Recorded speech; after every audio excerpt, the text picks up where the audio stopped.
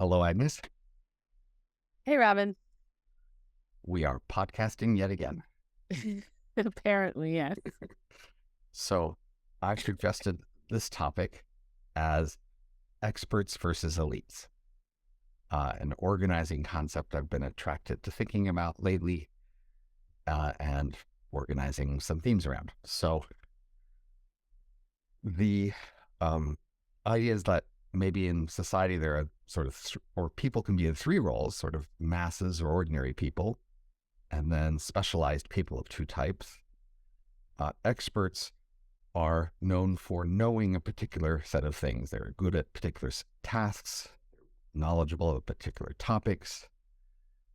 They are evaluated as being knowledgeable about those topics by typically other people who are also experts, usually use experts to evaluate experts. And they tend to have specialized methods and styles of talk and vocabulary appropriate to their particular expertise. And this tends to sort of be more objective, more, results oriented.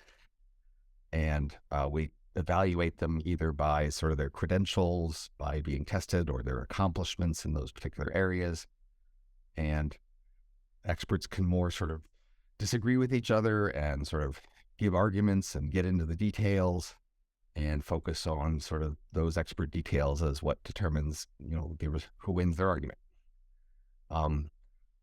Then elites, in contrast, are more leader role people, and they are just more judged on a wide range of characteristics of being impressive and high, which can include beauty, wealth, smarts, connections, style, taste, things like that.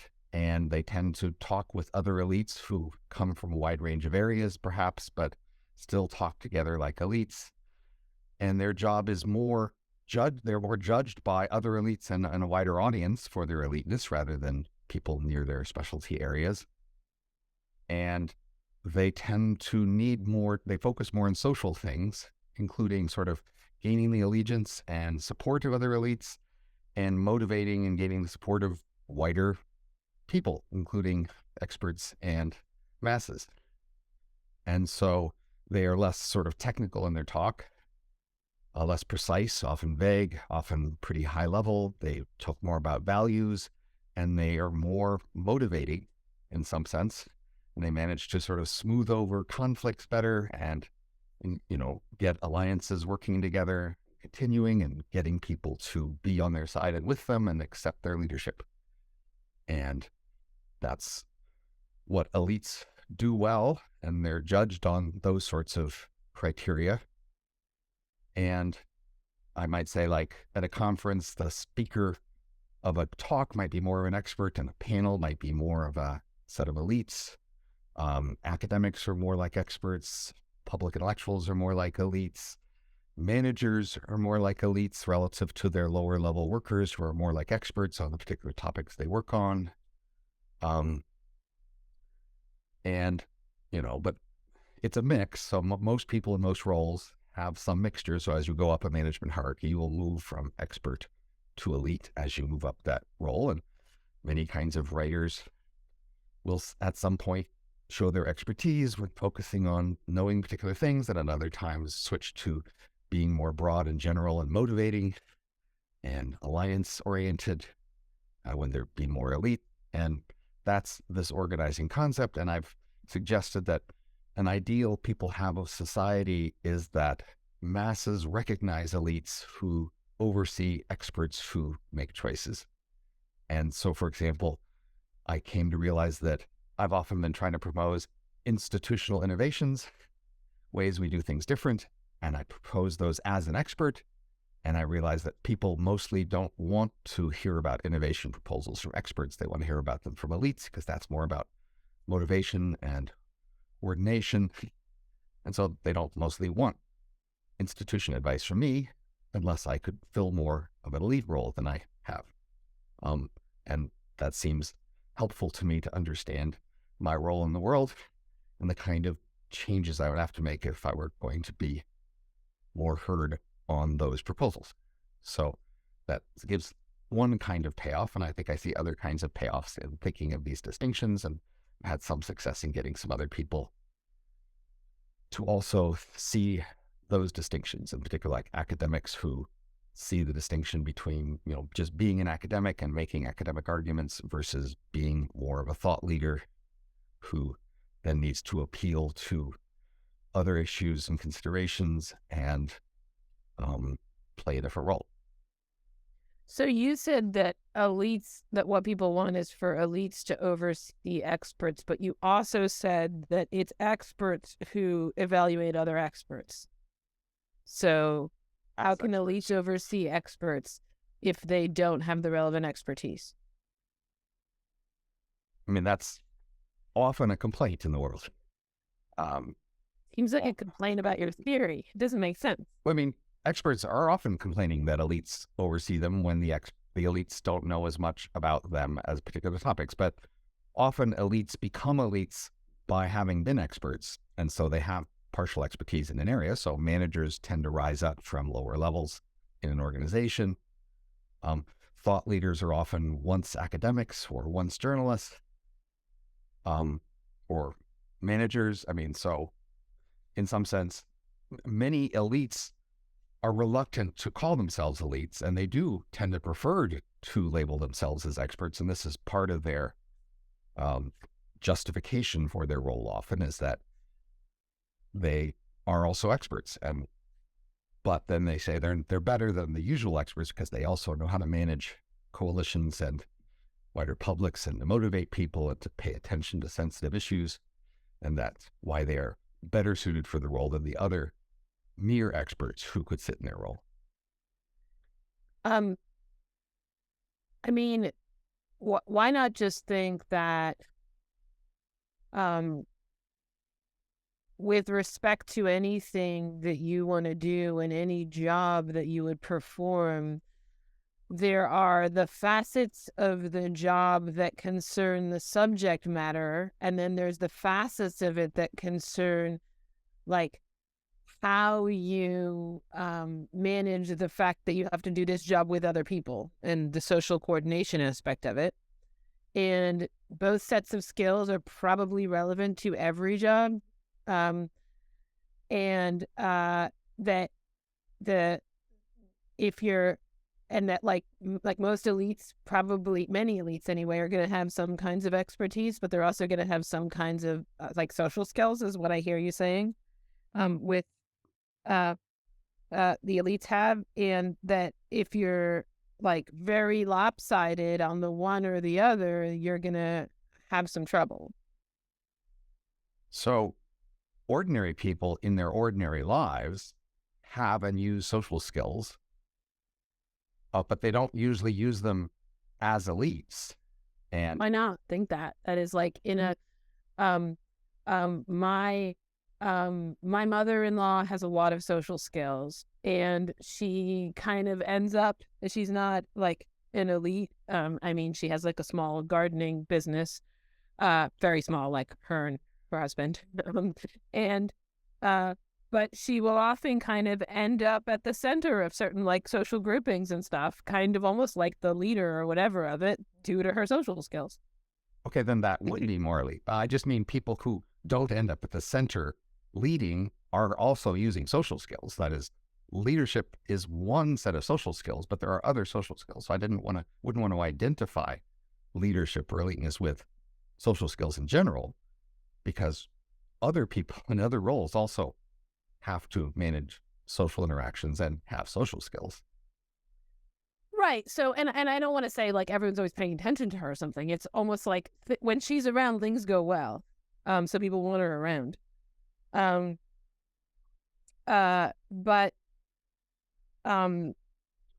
part of it, I would say, is that part of the role of an elite is not just to do well in that role, but to create a consensus that you do well in that role and that people accept you as well in that role. So that's basically, does your mother-in-law create the perception that we should expect her to be in charge, and we will all accept her being in charge, and therefore she is effectively in charge because we create this expectation that she is the appropriate person to be in charge. That would be more of an elite role in the sense of creating the expectation that we're going to coordinate. So that is, a key problem with leadership is just when there are conflicts between different people who want to be leaders. And so a key role of leadership or eliteness is to overcome those conflicts, to allow us to coordinate on who, in fact, we're going to have lead. Yeah, but I guess I want to say there's a lot more that we have to coordinate on. Like the leader, like a good leader, is going to make everyone feel like they're doing the job that they are best at and they're making a really valuable contribution, and that so it's not just that they agree on who leads, right? It's that the leader will assign, if I have a good leader, they're going to assign me the tasks that I enjoy and that I'm good at, and thus I feel like I have the role that I want to have within the larger organization. So we could say the same about experts. What kind of feature we might most want to have from experts, what we think, what features or behaviors would make them most socially valuable in their role. But I'm primarily starting here with what features they actually have and typically display, and maybe understanding that as a social equilibrium, which may not be fully efficient or effective. It may have bad side effects, but still maybe the starting place is notice when these people who are most well described as experts talk to each other and interact with each other versus people we might describe as leaders or elites talk to each other, interact with each other. How does that look different? And, notice patterns in how it looks different, and especially when they discuss who's appropriate for those roles and what sort of features are relevant. Those are the patterns that I'm trying to notice and explain. Right. So I'm just skeptical of this whole thing. And my first expression of skepticism was just to say, you said that experts oversee experts, but then you said that elites oversee experts. So, and then you're like, yeah, that's why I didn't say experts oversee experts. I said experts choose. Experts are the people we go to say who is the expert. Right, but that's different than overseeing them. I mean, if the elites oversee the experts, the elites have to think that, for instance, that the people who are the experts who are choosing the experts are doing so correctly. So that is, elites often ask experts for advice and then make the choice about which experts to believe when taking expert advice. So, since we accept the general idea that experts sort of know the most details about particular technical things, but the elites say they need to also make judgments about who can be trusted, which expertise is relevant in any one situation, what other considerations need to be brought in other than mere technical knowledge and claims. The elites are the people we turn to make those judgments. So look, the way this sounds to me is like the first group of people, when you started to describe them, you said they were good at stuff, the experts. They're good at these tasks. And then they're also evaluated by people who know who really is good at these tasks. They're objective.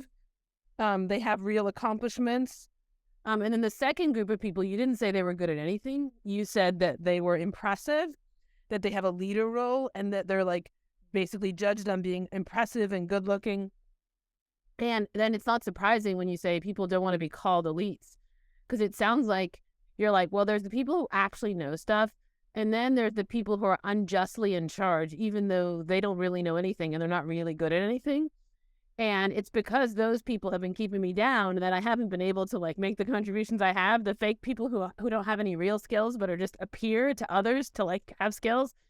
And it just doesn't seem to me to be a good distinction among people. The fact that people don't want to identify as elites suggests to me that you've carved the world up somehow in the wrong way. Well, I didn't make up the word elites. Elites is a well-established concept that goes way back and widely used. And the word expert is also widely used. So, upon this analysis, I can come to see the functionality of it. That is, the things I was describing about the elites are, in fact, things they are good at. That is, they're good at getting ordinary people to accept them as the people who should be making these decisions. That's one of their key features. And they are good at managing coalitions and social conflicts and motivation, and, which includes the experts. That is, they're good at managing the experts in terms of getting them to accept these elites as the ones who are making the choices and the ones who handle the main social conflicts. When I try, like, I was trying to articulate actual skills of elites, like, not just like they're good at tricking people into thinking that they should be the leader or something. Forget say trick. I know you didn't say trick, right? But I was like, they're actually good at like putting people in the roles that they belong in so that everyone is where they ought to be and the whole thing works. And then you said that was idealistic, or that was like how things maybe ought to be. But like when we were describing experts, you're like, oh, they're actually good at stuff. And so often experts are good at the wrong things. I mean, I'm happy to give you lots of criticism of experts too, because I'm in the worlds of experts where I think a lot goes pretty wrong with experts. So we often have experts judged for the wrong abilities, the wrong skills. We evaluate them on the wrong sort of expertise, really. So I think that, from the fact that there's a word elite, it doesn't really follow that we should have a theory of elites. Like, there's a lot of words, like there's the word problematic, right? Which is often a word that people use to describe a position they don't like, where they don't want to actually have to produce an argument. And I don't know, there's like the phrase white grievance. That's like the word elite to me is a lot like the phrase white grievance. You can say, I didn't come up with the phrase white grievance. I'm just going to come up with a theory of why like white people are super sensitive about, etc. Right? And you might just be skeptical of like how you've carved up the world to be like, I want to have a theory of this. Or capitalism. You've told me that you think capitalism, people trying to define capitalism, it's mostly a word that they use like as an insult, like for everything that's bad or everything that's going wrong. And then if somebody tried to produce a theory of capitalism that like in effect channeled all of that resentment, you would say you've somehow carved up the world wrong. And that's what I feel with your word elite. And it's marked by the fact that people don't want to call themselves this, I bet like you identify with the experts, even though like it was clear that you did in the thing you said, where the moral of the story was, this is why you haven't been able to be as influential, is because you're not enough of an expert, an elite, I mean. So to me, all of that is like a sign that this way of carving up the world is driven more by resentment than by a picture of the way the world is. So surely we can agree that in organizations, there are in fact management hierarchies, and there are people at the high end and people at the low end. Absolutely. We can agree people at the low end needn't be experts. We can agree that there are academics and public intellectuals who have different styles and roles in the world. These are the categories that I'm mapping here.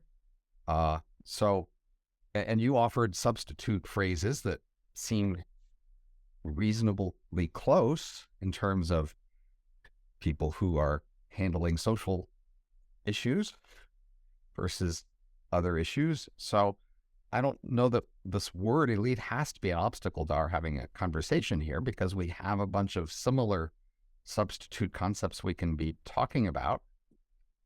I guess my thought was that I do think that there are somehow concepts in the vicinity, but I don't know that they're going to group people. So I think that about roles. So I was describing experts elites as a role. Any one person in any one role might be more or less expert or elite, and as they switch roles, they could be switching these things. So it's not a dichotomy at all. It's more of a continuum, and it can be a continuum that varies with your particular role. Yeah, but a way that I would be much more comfortable drawing this distinction is if we were comparing two people at the same level of status. So in this book that we're both reading, Moral Mazes, which is a kind of discussion of the sociology of corporate management. There's a chapter where they talk about management consultants, right? And being brought in, and there's a comparison between the management consultant person and the actual manager who works in the corporation. And the the author describes the management consultant as like the expert. They come in and they have expertise, by contrast with the manager who has to project a certain kind of front to be like a leader in their organization and also to be led by their higher manager, right? That is, I think leaders tend to also be led. That's another fact about leaders. That is, they tend to be implicated in hierarchies. They're also the same people who are led. So leaders are also good at being led generally. And so there's being incorporated into a hierarchy of leading and being led on the one hand, and then there's having this kind of objective, detached scientific knowledge. That's the management consultant. That's what they purport to have, whether they actually have it or not, right? And that's a good place to look at experts versus, let's say, I would say leaders or something. So if you want to look at it, let's look there then. So I mean, as described, these management consultants do have to do a lot of what I would call elite work, in the sense that they have to figure out, they need to project an objective view. That is, their value is from the perception, the wide shared perception, that they will give an objective analysis and it will be an expert analysis. But they're also very aware that random expert analyses will be rejected by their clients. And so they need to find an expert analysis that will be congenial to their clients, these managers, i.e. give them the answers they want to hear, at least not conflict with them, and but also seem to be neutral and objective. So I would say these management consultants are intrinsically having to deal with these more social issues in that mode. But yes, the product they are selling is this perception of the expert, which helps us understand what is the expert in this view. That is, ordinary people in the organization looking up will see the manager, and then they will see the management consultant, and they will see those as, and I would call elite versus experts. When they look at the manager, they will think this person is just trying to manage their various social issues and alliances, to motivate people and to win their various games. And, I need to pick a stance of who I'm supporting and who I'm with respect to these managers, but I can't necessarily trust them very much to give me objective, neutral, accurate assessments of things. But these management consultants, I am to trust them more to actually tell me the truth about some more technical situation and give me a more expert-generated analysis of it according to some expert standards, where experts would evaluate each other according to those standards. And they would be using technical terms and technical concepts and standard methods that would be appropriate in that area. And those would be the kinds of things I would be expecting to get out of management consultants as experts. And management consultants therefore need to accommodate that demand, in the sense that even though they're going to compromise that with respect to the politics of the organization they're dealing with, they need to give enough of it to keep their brand going.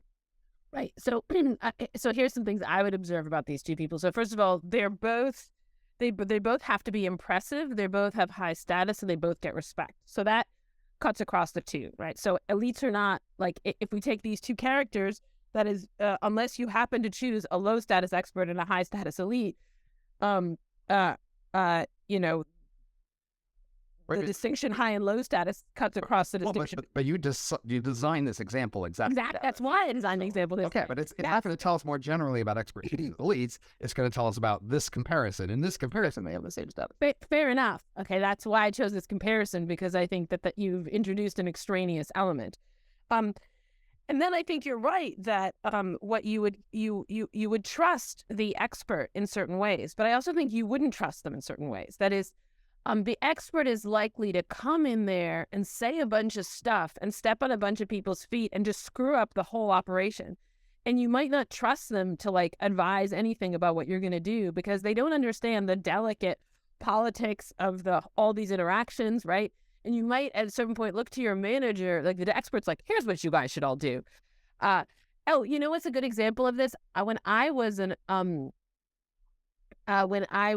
an undergraduate here at the University of Chicago, there was, and this happens, I think, at every department, there's like an external review committee. So like a bunch of professors will come in from the outside, like a bunch of philosophy professors. This also happened when I was a faculty member, but I don't remember it as well. Somehow I was very struck by it as an undergraduate that we were being assessed, and they met with the undergraduates and people were complaining to them, essentially, like undergraduates and graduate students were complaining to these outside professors, and then they're going to make a report, right? So they were serving as kind of experts relative to the departmental administration who was, ruling the department, right? And so on the one hand, you could trust them and you could say, oh, they're going to tell us things about our own department that we otherwise wouldn't find out. And on the other hand, you might say these people are totally clueless and they would be useless as a guide to what we should actually do because they have no like on the ground understanding of how to get things done. So both of those seem true, and they seem trustworthy in one way and untrustworthy in another way. And so both of these groups, both the manager and the expert, there are ways in which you should trust them and there are ways in which you shouldn't trust them. And so like your description of it, which is like you can trust the expert about their technical things is what I exactly, but you didn't say you can trust the manager in certain. That's what I mean is that you've presented it asymmetrically. You haven't presented what the manager is in fact good at. That is, but I did and say what you can trust them on. That the manager knows the organizational politics better, knows the motivational issues better, knows the organizational constraints better, and so their recommendations can be more trusted to deal with those things better. Right. So it could be that if you actually wanted to get something done, you should listen to the manager. So let's take another example from the book of the accountant. Okay. So the accountant is an expert, but accounting is an issue that managers are heavily involved in. Right. Right. It's not incidental to their performance. Accounting is quite central to the manager of a for-profit organization. They're heavily involved and knowledgeable, as presented in the book, about lots of details about the accounting. Okay? They, in fact, typically know more than any other accountant they talk to about the accounting of the firm. That was presented that way. In terms of knowing the specifics of costs and units and sources of revenue and sinks of revenue, etc., they just know more than anybody in the organization about all those numbers. Right? Nevertheless, there is this role of the accountant as an expert, and the key distinctive feature of the accountant as expert is they are expected to, and perhaps even trusted to, apply a set of expert norms and procedures and standards to accounting.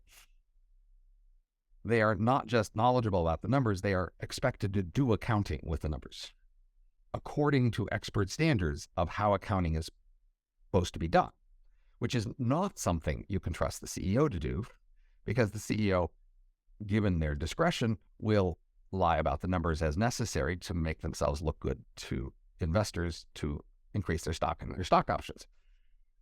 So that here it's about, we often need and want managers to be constrained by needing to please and sufficiently satisfy experts who will be making judgments about expert issues. So, another related thing in the book is also about when they call milking a plant, basically how much maintenance needs to be done. And, the manager knows a lot about the maintenance, but they typically will want to just minimize maintenance to make their numbers look good. And experts are often need to be called in to say, no, this thing really needs to be repaired now. It'll be hell to pay later if we don't. And that's an expertise. And the organization needs, at some level, experts to be trusted to be able to speak in their expert mode using expert criteria and evaluation to make those expert judgments about those key things that managers can't be trusted to. Okay, but the book gives two examples. One of an accountant and one of so the accountant named Brady, right, who is like very conscientious, and he brings up the fact that there's like accounting irregularities that go all the way up to the CEO, and everyone in the company is just outraged by this. And he's not being a team player, right? And he's doing this out of a sense of moral sensibility of like he's a true accountant. And there's this there's like the book itself, I think, doesn't take a judgment, or tries to, the reader is inclined to be on the side of Brady. But it's like, one thing that's clear is that the experts within a within a firm that are hired by the firm are supposed to play ball a bit. That is, they're not supposed to totally be detached experts. They're supposed to have some of the skills so as to integrate with the management structure. And Brady perhaps insufficiently has those skills. And perhaps if he had more of them, it could have been like, he could have orchestrated his intervention better. And there's a similar thing about the fixing the, oh God, whatever, it's the crane or something. And like it seems to me that it's not quite true to say that these accountants are supposed to be like independent contractors who fully operate in accordance with the tools of their trade and are in no way susceptible to the pressures of management. They're supposed to be a little bit susceptible, but not too much. And so, like, here's a thought that I was just having. What if we imagine experts and elites as two ideal points on a spectrum, where there is such a person as the pure expert, that is the pure expert who needs zero social skills, who does not need to integrate with other people or to position themselves in a hierarchy at all? That is the mathematician. Okay, so the abstract mathematician who does not want to create any social policies, and he doesn't care about anyone else. He just wants to do his math proofs. Just leave me alone, right? So that guy's an expert, and the only thing he is beholden to is the standard of his field or something. And now at the other extreme, there's going to be like the pure elite person, which might be someone in politics, or something. I actually don't know who should be that figure, right? But in the real world, actually, most people have to live lives in which they are both embedded in hierarchies, and thus they're in charge of some people and other people are in charge of them. That's true of me, for example. And also there's some things that they know how to do. They have some expertise. And so people have to have both of these faculties, but nonetheless, your particular job might emphasize the one more than the other. Yeah, we might say, even if Brady's job a little bit more emphasizes his expertise, it could be the case that he fails a bit in respect of his integration into the hierarchy, because that's also part of his job. So it sounds like you're now agreeing with me, because that's what I was saying. That is, there's a continuum between relative expertise and eliteness, and every role falls on it in the middle on that continuum based on the relative emphasis of these two extremes. And that's the fact about the world. Now, I think Jekyll, the author of this book, Moral Mazes, that we've been referring to along the way here, he is pretending to present these things neutrally, but I think it's pretty obvious which way he wants the reader to go, and he successfully gets the reader to go that way. But he is basically critiquing or complaining, literally, that the actual mix of roles that, say, the accountant or the repair judgment people have is slanted too much toward the organizational considerations relative to the expert considerations. And that's his complaint about this world. We are tempted to agree with him the way he presents it, but in the purpose of this conversation, I don't want to presume that in general. I'm not trying to make a moral complaint here in this general analysis. I'm trying to understand the nature of the world, and that there are these different roles and that they have different considerations, and to try to see how that plays out. So it's really interesting because Jekyll says in his introduction, he gives the little speech that you just gave, which is, I'm not trying to make any kind of complaint, and I'm not introducing any moral considerations, and I'm not on any one side. And you're like, yeah, but it's like pretty clear what's going on, which is that he actually is complaining. And I'm just doing the same thing to you. I'm like, you're like, look, I'm objective here. And I'm like, no, what you're actually doing is complaining. Make your speech, but still, let's get into the subject, okay? You can declare that you think I'm biased one way, and when you made your declaration, but still, let's analyze. No, but that's what I think the interesting thing is. That is, like, you might say, look, at the end of the day, the interesting and important thing, is that he comes down on one side. And I actually don't, I think that's less obvious about Jackal than about you, by the way. I think it's really not so clear that he is coming down on a side. I think it's really not so clear that he is complaining. I do think one sympathizes with Brady when reading that story, but that's different from saying, I'm sure that, Let me bring up two other relevant comparisons. One is the general disapproval of middlemen, right? So we often see the fundamentals of a society or economy as the person who works the factory floor or digs in the mine on the one end, and on the other end, or maybe the truck driver who moves in between on the other end, the consumer who takes it off the shelves and do something, and we see everything else as parasites. All the rest of social structure that isn't sort of the ground things happening at each end as superfluous. And those are often called middlemen, and they are often disapproved. And many proposals have gotten traction by saying, let's get rid of the middleman because they're just a parasitic waste. But the economist tends to think that's wrong. That is, the rest of the structure is there for a reason. And if you throw it away, things will be much worse. And another observation is that when you tell people about social conformity pressures or the fact that people, pay a lot of attention to what other people think, most people's first reaction is to declare, well, that they are not susceptible to conformity pressures and they don't care what other people think.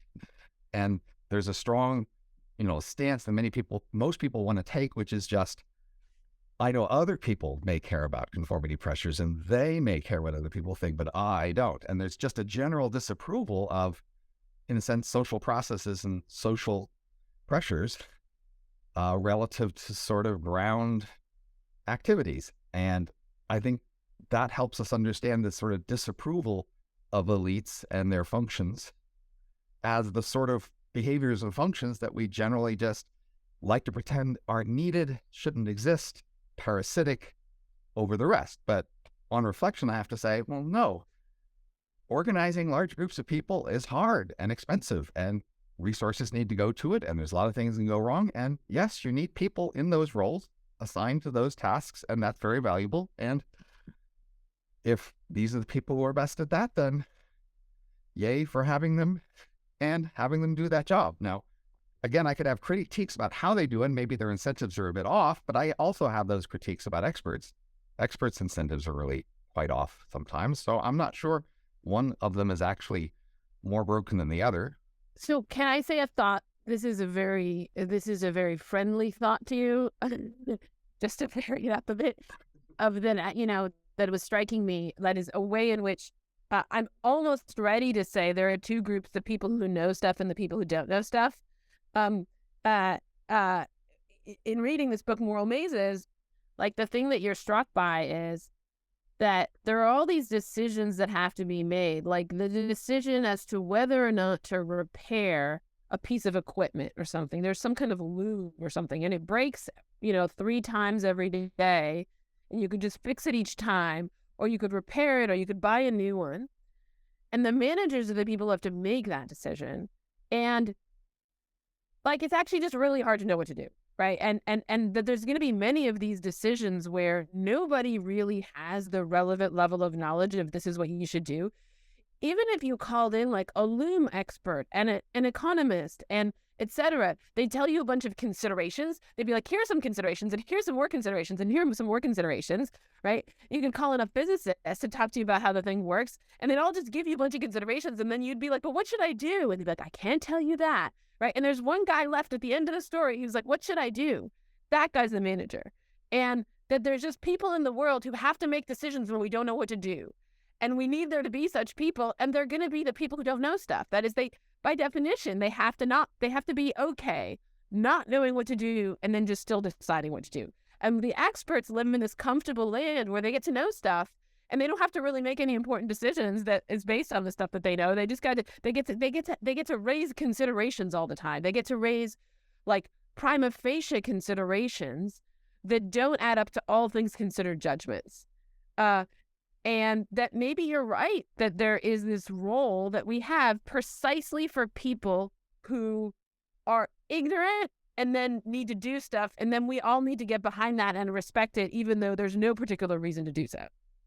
So if there was a room of people discussing the crane repair situation or whatever, I think they would all think they knew a lot of relevant things. And in fact, everybody around the table would be willing to be the person who made the final decision if you handed it to them. But we can't give them all the final decision. An organization has to give it to somebody, and it's given it to the manager. And that's their role, is to be the person who makes the final decision, even if they don't know everything. But of course, the rest of them don't know everything either, but they all know a lot.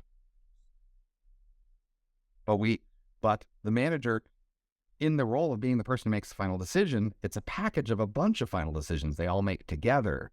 And then the reason why they make those package of decisions together is that the kind of expertise they're going to specialize in compared to the other people is the kind of expertise that's relevant for making a pack of decisions all together.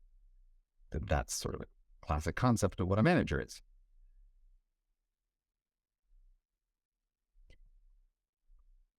But you might say, well, what is it that we want from somebody to be in that role? What kind of features do we expect of them? How do we choose them? And,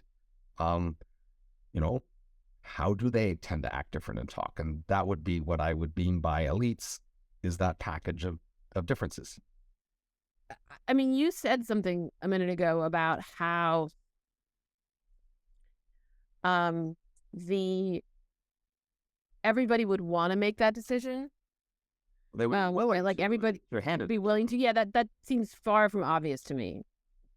That is, I think I've been in many, many situations where people are like, I don't want to be the one to make the decision. You make the decision, now you have responsibility. And if it goes wrong, people are going to blame you. And like, not everyone has the kind of character, the kind of personality, and the set of skills to handle it when the decision goes wrong. In fact, as Jackal shows, even the people we've chosen as managers really struggle with that. But that's really hard. And I'm not sure people tend to want to have the final word. Well, they might want to be like the advisor to the person who has the final word. So they want to be the person who makes a recommendation and then that choice is made, but they don't necessarily want all the other things that go along with being the person known as the final decision maker. Exactly. So experts, often give it the recommendation, and they're happier if the recommendation is taken. Right. But they stay in that expert role. So Jackal goes on at quite length talking about how when managers are sitting around tables discussing decisions, most of them don't want to take a position for fear that later on that position will look bad. And so they're trying very hard to discuss it and say relevant things without actually taking a position. Exactly. And often a manager will try to pass it up to a higher manager and say, what do you think about this? And they'll throw it back down and say, I don't want to make this decision, you make it. Exactly. And that's not just because they're because they're elites. Experts will behave in exactly the same way. Nobody wants to make decisions. People don't want to make decisions. Well, they don't mind it, but they don't want the responsibility. They don't want people coming back. That's what it is to me. You're the one who made this decision. It's all on you now. Yeah. What it is to be the one who makes the decision is to have the responsibility. Well, it's the same thing.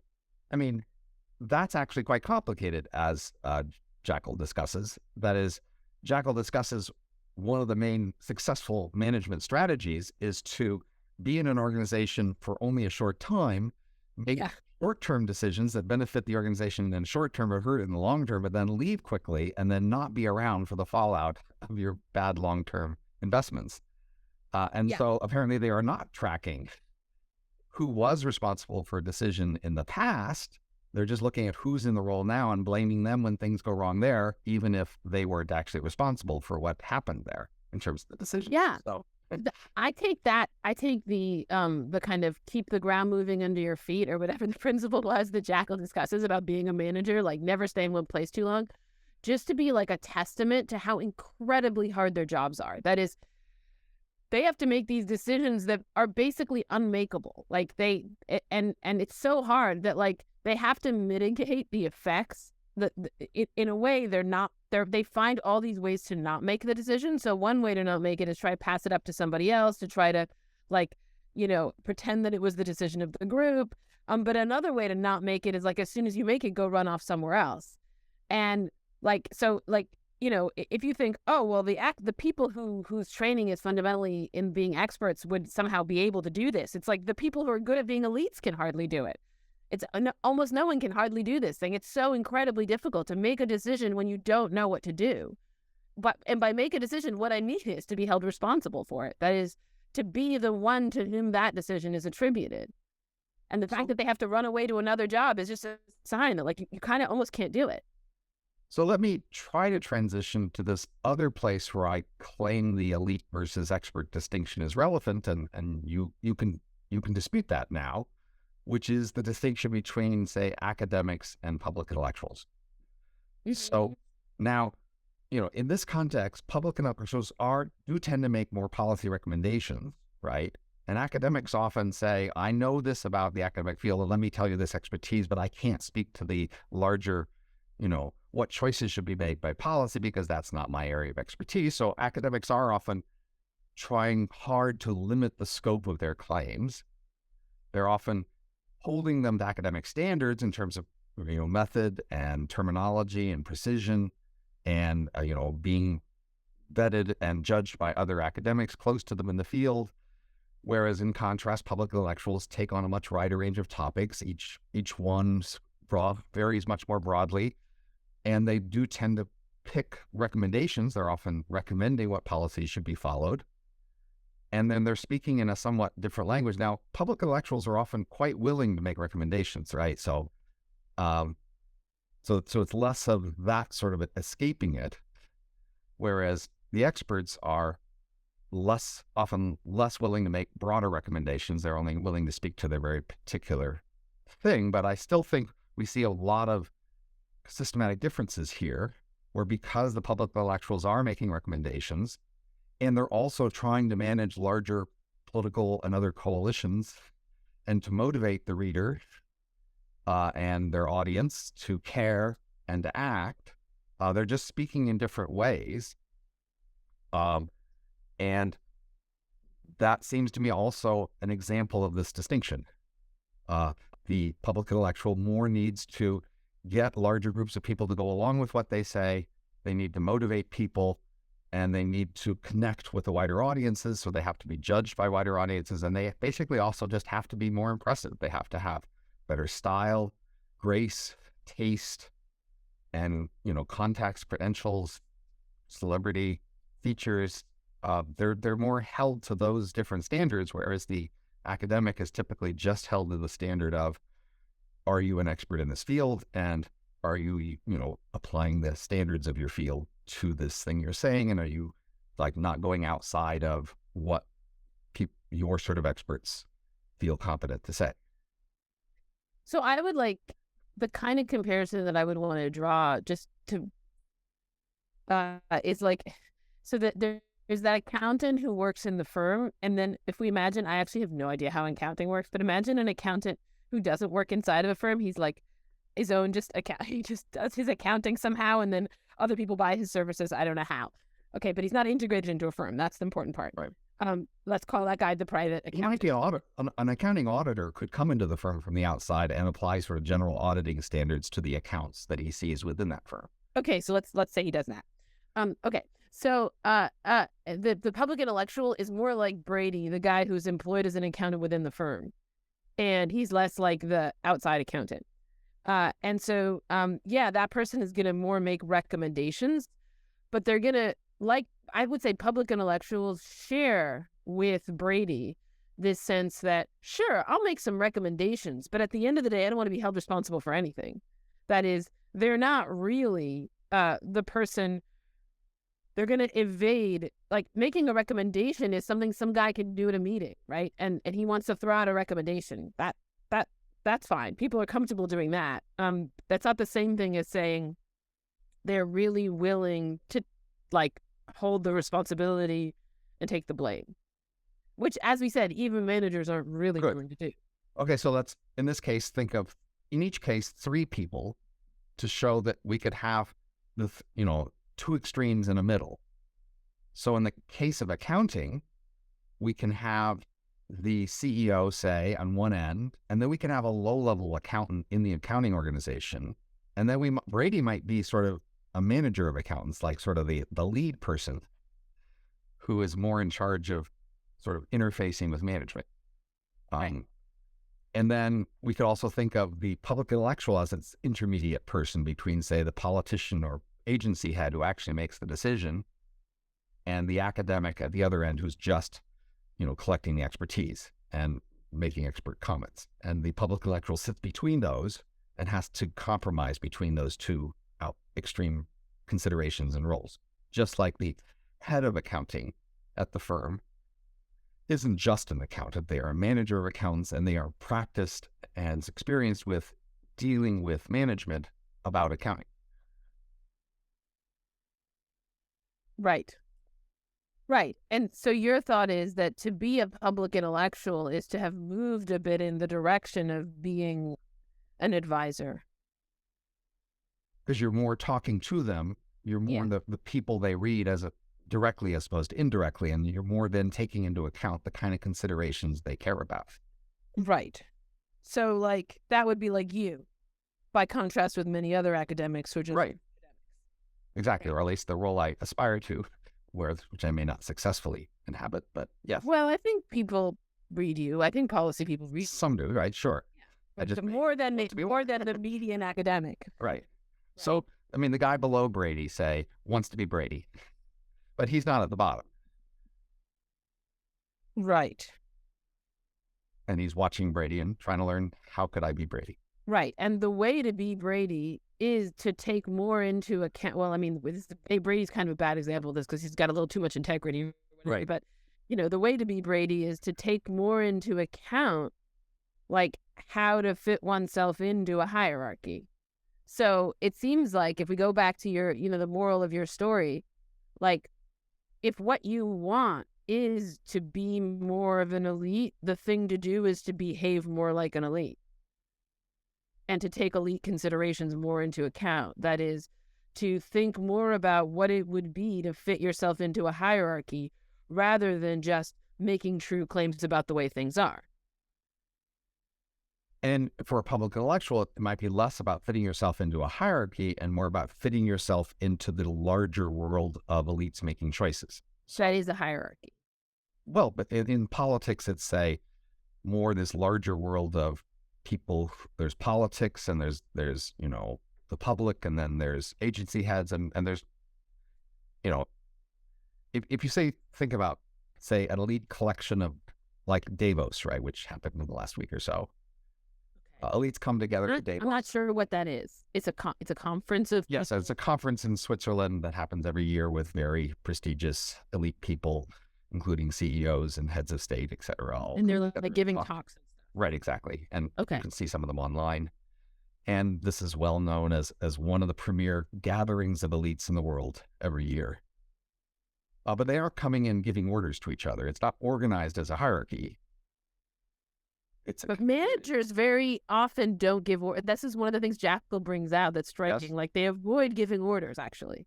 Right. The orders are disguised. They may be, so these elites may be giving orders to one another in disguise, like managers. Okay, but still, there is a distinction between having a clear line of authority and just having a community where people are talking and sort of forming a consensus is a community. So I do think this is just a fundamental, there are, basically humans, for a million years, or at least many hundreds of thousands, humans lived in small forager bands where nobody could officially give orders or was in charge, but they had a sense of status and consensus, and they made decisions on the basis of that, but they did a lot of talking first. And I think just a lot of human organizations are like that. That is, even if there's some official hierarchy of who's allowed to give orders, there's just a lot of conversation and a creation of consensus, including about relative status, that influences a lot of things. And I think the world elites do that at Davos and other events too. That is, rather than having decided who's the highest elite in the world, they talk a lot and they have some sense of who's how high, and then they get a sense of what their consensus is, and then they act on that consensus. And that happens a lot even inside of organizations, although the top person has a much more direct, clear influence over that perceived consensus. Right. It might just be that with the, the CEO, there's just more of it's more just everyone's sort of okay with the fact that the CEO is a CEO, and with recognizing that. So the hierarchy inside of a firm is less covered over than the hierarchy out in the wild. But there still are hierarchies, and there's consensus formation in the firm as well, of everybody getting on the same page about something and figuring out what it is that we can all get on the same page about. And so it's still the same moral of the story, which is that the guy who wants to be Brady has to start acting more like Brady and less like an accountant. So if we think about, say, the world of public intellectuals, every week or so there's a new topic that everybody's talking about, say, and then most of them will like write a column about that. Right. And then there'll be created some perception of what most of them are saying. And they do typically form a consensus about what they think, at least on each side of the political spectrum. And that perception of a consensus matters a lot for what the world does. Even though we couldn't necessarily say who is the top pundit on the left, say, that would be a hard judgment. And so they don't like just give orders directly or are able to. So it's more about a community with relative status and consensus. But, most academic professors, say, are not very influential in that, right? That is a world of elites, I would call it, who have more elite standards about how they talk to each other and the considerations they bring and the style to which they bring to their presentations. And that's the distinction I was wanting to call attention to. Right. And what I would say is no, relative, I would agree with you that relative to the academic that sits by themselves in their office, the mathematician or something, they more think about questions of how to get along with other people. So that I agree with. But most people in the world have to think about both of these sets of questions. That is, the mathematician is a weird character. Right. And so the thing of passing fads, even inside of a family, there's going to be passing fads of what we're talking about this week. This comes up in the book because there's these different fads of whatever, 1 week productivity is the watchword or something. And then they have these programs and these special things for creating corporate culture. And then that will just pass. And then they'll just have the new thing, which is how they're going to become more productive or create corporate culture in some, I can't remember the details of it, but there are these sort of even management books that come in and that it's how people are with their health, right?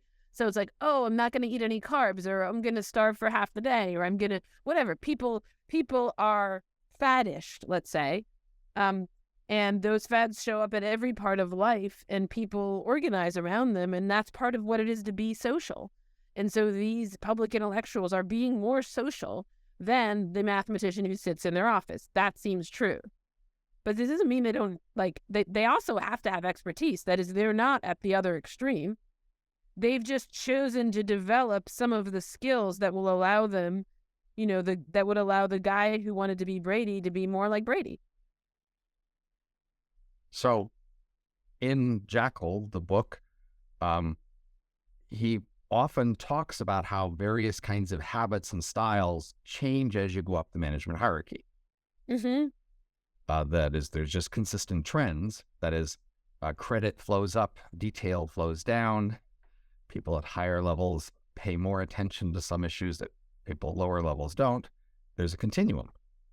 And I'm trying to talk in terms of a continuum, in terms of elite versus experts. I'm not trying to make it a dichotomous separation. Right. I get that, but I think you distort something by drawing attention away from the fact that these public intellectuals that you're talking about are experts. It's essential that they're experts. And they're very expert relative to a lot of the culture.